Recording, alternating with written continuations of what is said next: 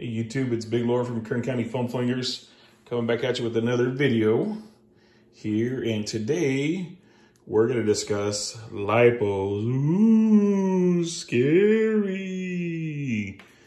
Lipos and Nerf, and also lithium ion and Nerf. I get asked a lot when I sell quite a few Nerf guns, and I get commissions every once in a while, and people ask me, is there kind of like, I guess you could say, a ready to run package? They want something they could just put together and go. And I was like, no, but I'll send you a link for here. I'll send you a link for this. I'll send you a link for that. And they get a little scared when I send links to lipos, because lipos can be dangerous, but it's not as scary as you think. It's really not that bad. So I've been messing with lipos since 2008. Way before I got into Nerf, I was working on RC cars, brushless. Used to be nitro, then I got into brushless because brushless was faster. Since then, even then I thought it was scary. And even then, one of these guys right here used to be really expensive. I think I might have picked this one up on Amazon for about $15 to $18, which is not bad. That's a 3S, 850 milliamp hour, 3S lipo. And this one, I believe, lasted me all day long at Armageddon. Didn't have to charge it at all. I was in between blasters, but I did use my Strife 3S build pretty much most of the day, and I didn't have any issues with that right there. So what it is I guess people see a lot of things that talk about lipos being scary. They could catch fire. They're very dangerous. How do I monitor them? What do I do? It's actually a lot simpler than what you think. So for this particular build right here, I didn't go lipo, I went lithium ion. Just because lithium ion has a low voltage cutoff to keep the battery safe. Lithium ion, I believe it's between 2.4 volts and 2.7 volts to keep it safe. And they're just, it's easy. This is simple. I believe this comes from the gel blaster, but it's the same thing that comes in the Omnia. That's why I got it out here in the Omnia Pro. And it's on sale right now at Walmart.com. I think $2 a piece, $2 or $4 a piece. Either way, that is a great deal for this battery. So for this particular build, this gentleman in New York, he wanted just a simple, let's put it together, let's call it good, send me battery, charger, everything I need just to start blasting. Well, good thing about this is it's a great price battery. It's a great battery. I've used it in the Omnia. It's good. It's got great performance. You got your USB charger, simple setup, plug it in, charge it, and you're ready to blast. But you still have to worry about the voltage. Some people put volt gauges right in here. This gentleman is going to put a body kit on it, so he won't have access to that. I said, let's just go ahead and do a lipo low voltage alarm, or a low voltage alarm, not necessarily lipo, in anything. Let me show you how that works real quick. And these are very, very cheap, by the way. I got a pack of 5 of these for like $10, $11 maybe on Amazon. And they are freaking great. So let me show you how it works. On the back here, it tells you 2S, 3S, 4S. I think it's all the way up to 6S. But plug it in like so, and you're going to hear it beep. I believe that's 2 beeps telling you it's a 2S. Let's try it on a 3S real quick just to see if that's the case.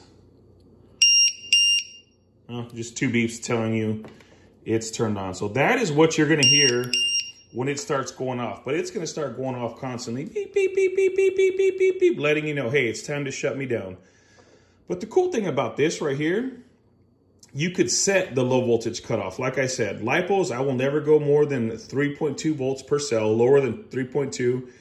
And this, I'm actually going to set this at 2.8. You can go 2.7 to 2.4. That's why I chose this. It's a little bit more forgiving, and it's got plenty of power to power up this blaster. But this particular, I'll leave a link for this particular cutoff, there's got a button right here up top. Push it, it's at 2.9. You could go all the way up to, I believe, 4 volts per cell, or 3.9, and then you can shut it off. But you never, ever want to shut it off. And the cool thing about this is you want to keep your cells balanced. This charger will actually balance these cells, so that's a good thing. But you could check. It shows you one cell shows 8.4 overall, 4.3 and 4.1. That is very decent. You don't want these off by like almost a full volt or over that. You don't want it off like 0.8, nothing like that. You want a well-balanced battery, because when you're looking for voltage, it's going to see that overall voltage is down low, or actually this one you can set it per cell. So if one of the cells gets lower than the other, it's okay, it cuts it off, which is not a problem. But let's just show you how this works inside this blaster. In we go. Stuff the wires in there. I believe I have it like that. This will sit right on top there.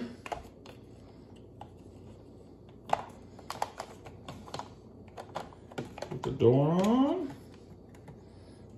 And actually, I have to stuff this back up. The wires in. I think that's what. Sorry. All right, there we go. Okay, the door's ready to shut. Ah, can't get the screw. That there.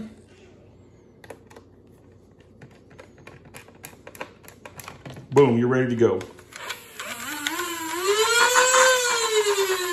All set to go. Just as simple as that. Now, one thing, the good thing about that is you can see the light in there, but when it's ready to go off, it's going to be very, very loud. That's the cool thing about having it there.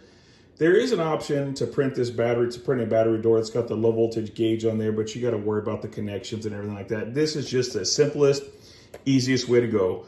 Plug it in, toss it in there, you're good to go. And of course, whenever you're done using the blaster, unplug it. You don't want to leave your battery charged, your charged up battery, inside of a blaster anyways, or they could discharge themselves.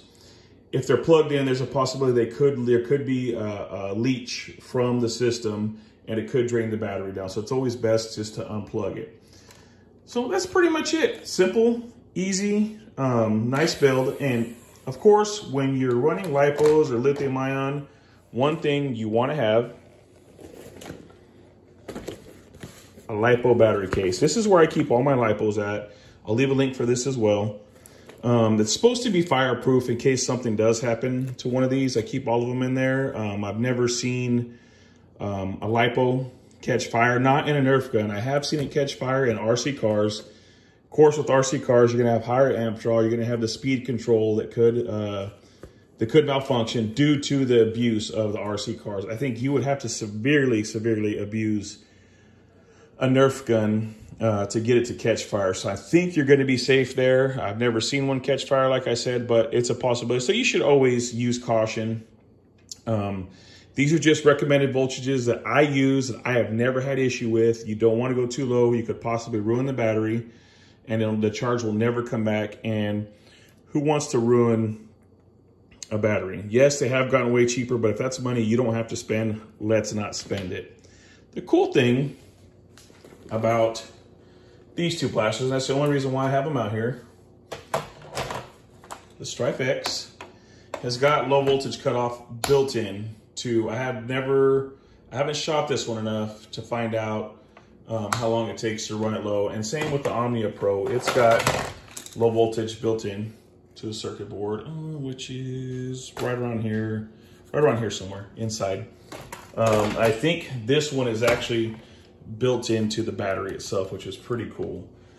Another thing, so you have this simple charger, plug and go, and I'll show you with this one right here. Just plugs in, plug it to any phone source, computer, laptop, whatever, charges, blinks red and green. When it's all the way green, it's good to go, and you're set. Simple as can be. This relic I use right here, I've been using it for years, is only for lipo, but the newer battery chargers they'll charge lipo and lithium ion all in the same charger. The good thing about this is it's got charge, discharge, and storage charge. If you're not going to use your blaster for an extended period of time, it is good to discharge it to storage charge. Storage charge, I believe, is 3.4 volts per, maybe 3.6. I'm not too sure. It sets it up in there. I just push storage charge and go. Now, this is very, very old. This has got its own power source. This is maybe from 2008 or 9, maybe even 10. I don't know if I mentioned that. There's way better chargers out there. I think this charger at the time, and I've had it since almost then, I believe, was a $110 charger. You get chargers that do way more now for, I think, around 30 bucks, which is the good thing about this kind of technology. Also, never want to keep lipos in a hot car or in extreme cold temperatures, or just laying around. If there's kids around, they could grab one and abuse them, because I have seen one of these catch fire when I accidentally punctured one. And I'll tell you what, it smoked for probably 15 minutes and it just would not go away. I eventually had to cover it up with sand, but it was scary at first, definitely, because I didn't know what to expect. But always make sure you have an easy out, or keep them in a container that's fireproof, whether it be an old ammo box, all steel ammo box.